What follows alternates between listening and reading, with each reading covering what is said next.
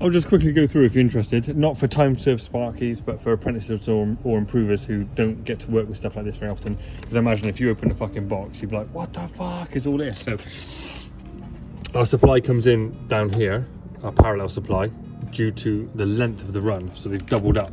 Rather than taking out, you know, a great big fucking, I don't know, 25mm 5-core, they've taken out two 10s or something.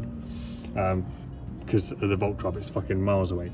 So supply comes in, goes through this breaker here, comes out the breaker, goes into the bottom of the contactor, and then the photo cell on the flex there gets its mains from, you can see just L1 there, into the bottom of that MCB, and then they've reduced it down to a 6 amp MCB, goes out to the photo cell. When it gets dark, clicks it in, comes along on this switch line, which is actually CPC, naughty, but anyway, there's the switch line, and goes into A1 of the contactor. A2 is the neutral at the back there, so it's always like that. So A1 is the switch, and A2 is the neutral.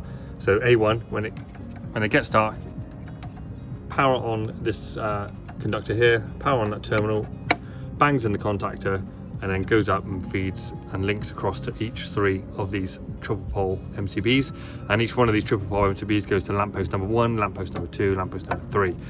They've got 3 phase at the bottom of the lamppost, but I don't believe they're using them. I think it's just a single phase. It goes into an isolator and then or a fuse, and then they're only using 1 phase to go up to the lamppost. Very common arrangement in larger installs. Great bit of kit. Contactors, very straightforward once you know the basics of them. You can see all the neutrals are in that dim rail connected just at the back there. But yeah, I'm going to replace all this and replace all the gubbins in here as well, re-terminate all of these, get new glands for them all because it's all just shagged and it's been fucking hit. But yeah, very straightforward.